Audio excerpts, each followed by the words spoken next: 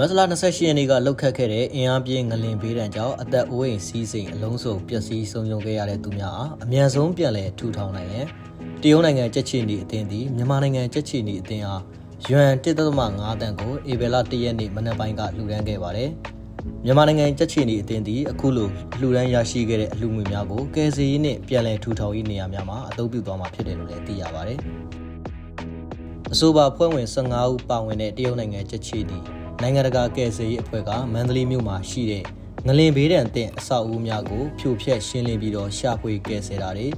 ထိခိုက်ဒဏ်ရာရသူတွေကိုတူနာပြုစုကုသကာရွှေပြောင်းပို့ဆောင်ပေးပြီးတော့စိတ်ပိုင်းဆိုင်ရာတိုင်ပင်ဆွေးနွေးတာတွေကိုလှုပ်ဆောင်နေတာဖြစ်တယ်လို့လည်းသိရပါတယ်။အခုလိုမြေပြင်မှာကွင်းစင်းဆောင်ရွက်နေတဲ့မြန်မာနိုင်ငံကြက်ချီနီအသင်းအနေနဲ့ငလင်ကယ်ဆယ်ရေးလုပ်ငန်းတွေကိုလှုပ်ဆောင်နေရမှာဘလို့အခက်အခဲအခြေအနေတွေကိုရင်ဆိုင်ကြုံတွေ့နေရလဲဘာတွေကအဓိကလိုအပ်နေလဲဆိုတာကိုတော့မြန်မာနိုင်ငံကြက်ချီနီအသင်းဘေးအန္တရာယ်ဆိုင်ရာစီမံခန့်ခွဲမှုဌာနရဲ့တာဝန်ရှိသူတူမှအခုလိုပဲဖြေကြားပေးခဲ့ပါတယ်ခင်ဗျာကျွန်မမိုးတီတာဝန်မှာမြန်မာနိုင်ငံကြက်ချီနီအသင်းဘေးအန္တရာယ်ဆိုင်ရာစီမံခန့်ခွဲမှုဌာနရဲ့အညွှန်ကြားရေးမှူးပါကျွန်တော်တို့မြန်မာနိုင်ငံကြက်ချီနီအသင်းအနေနဲ့ကတော့အသင်းကွဲတွေကမြို့နယ်တိုင်းမှာရှိတဲ့အခါကျတော့ငလင်လုတ်ပြီးတဲ့အချိန်မှာကျွန်တော်တို့ affected ဖြစ်တဲ့မြို့နယ်တွေကိုကျွန်တော်တို့မြန်မာနိုင်ငံကြက်ချီနီအသင်း Emergency Operation Center ကနေဆက်သွယ်ရတယ်ပေါ့မြို့နယ်တိုင်းကိုဆက်သွယ်တဲ့အခါမှာအဓိကတော့ငလင်လုတ်ပြီးတော့နိုင်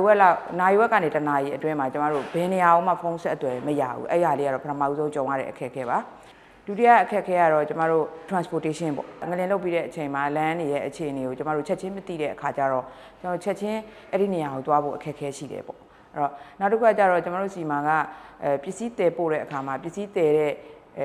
ကုန်တည်တဲ့ရင်ကကျမတို့မှာကအပြည့်အဝမရှိဘူးပေါ့နော်အပြည့်အဝမရှိကျမတို့အနေနဲ့ကပုံမှန်အားဖြင့်မဖြစ်ခင်မှာကြိုပို့တဲ့အလုပ်ကိုပဲကျမတို့ကအရင်ကဦးစားပေးလုပ်ခဲ့တယ်ပေါ့အခုလိုအချိန်ကျတော့ပစ္စည်းပြတ်တဲ့အချိန်မှာကျမတို့ပစ္စည်းချက်ချင်းပို့ဖို့အတွက်နံပါတ်1ကခီးလန်းအခက်အခဲရှိတယ်နံပါတ်2ကကျမတို့ရဲ့မော်တော်ယာဉ်တွေကကြန့်ခိုင်မှုအားနည်းတယ်လို့မော်တော်ယာဉ်အလုံးလောက်မရှိဘူးပေါ့ပစ္စည်းပို့တဲ့မော်တော်ယာဉ်ပေါ့အဓိကတော့ကျမတို့လောလောဆယ်10ခုတော့ရှိပါတယ်ပြည်နယ်တိုင်း18ခုမှာ10ခုကဖွင့်ပြီးဖြစ်ပါတယ်အခုလက်ရှိမန္တလေးကတော့ EOC ကနည်းနည်းလေးbreak down ဖြစ်သွားတယ်ပေါ့ EOC ကအဲ့လိုကျမတို့ရဲ့ setting အကုန်ဒီ IT ပစ္စည်းတော့ဘာတွေရောအကုန်လုံးအဲ့လိုငလျင်တန်းကြောင့်ပျက်စီးတယ်ပေါ့ပျက်စီးတော့ EOC ကတော့ကျမတို့လောလောဆယ်မန္တလေးမှာ function ဖြစ်မနေဘူးကျမတို့နှစ်ခုစလုံးမှာသုံးပါပါဒီအရေးပေါ်အခြေအနေမှာလည်းပဲကျမတို့စီမှာရှိတဲ့ရမုံငွေအရလိုအပ်ချက်ရှိလို့ရှိရင်အခုလူတန်းတဲ့ငွေတွေကနေပြီးတော့ကျမတို့စနစ်တကျပေါ့နော်အဲ့တော့သုံးဆွဲပါတယ် early recovery ပေါ့အစောပိုင်းပြန်လည်ထူထောင်ရေးမှာဆိုလို့ရှိရင်အထူးလိုအပ်တဲ့လူတွေကိုဦးစားပေးပြီးတော့ကျမတို့ကငွေသားထောက်ပံ့တာပေါ့ငွေသားထောက်ပံ့တဲ့အခါကျရင်လူတွေကသူတို့ရဲ့လိုအပ်ချက်ကိုချက်ချင်းသူတို့စိတ်နဲ့သူတို့ဝယ်နိုင်တဲ့အခါကျတော့တစ်ဖက်ကကျတော့သူတို့ရဲ့စိတ်ပိုင်းဆိုင်ရာအားပေးကူညီမှုကိုပို့ပြီးတော့ကျတော့မြန်ဆန်စေတယ်ပေါ့နော်ဆိုတော့အဲ့ဒါကြောင့်မို့ကျမတို့ငွေထောက်ပံ့တဲ့လုပ်ငန်းတွေမှာလည်းသုံးမှာဖြစ်ပါတယ်လက်တော်လိုအပ်ချက်ကတော့ကျမတို့တောက်သုံးရဲ့အခက်အခဲရှိပါတယ်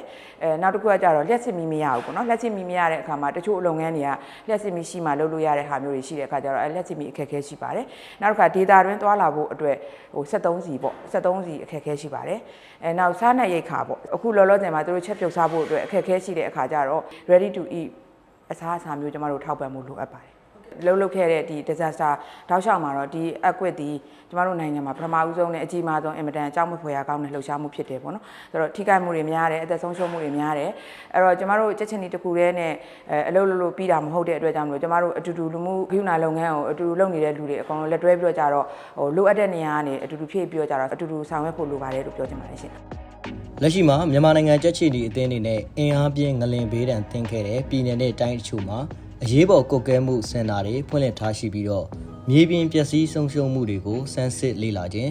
အချက်လက်ကောက်ယူခြင်းတို့ကိုဆောင်ရွက်နေပြီးပဏာမကျန်းမာရေးစောင့်ရှောက်မှုပေးတာမိသားစုတွေကိုပြန်လည်ဆက်သွယ်ပေးတာတွေကိုသက်ဆိုင်ရာဒေသတွေမှာရှိတဲ့မြေပြင်ကြက်ချီနီအသင်းသားတွေနဲ့အတူဆောင်ရွက်ပေးနေတာဖြစ်တယ်လို့လည်းသိရပါတယ်ခင်ဗျာ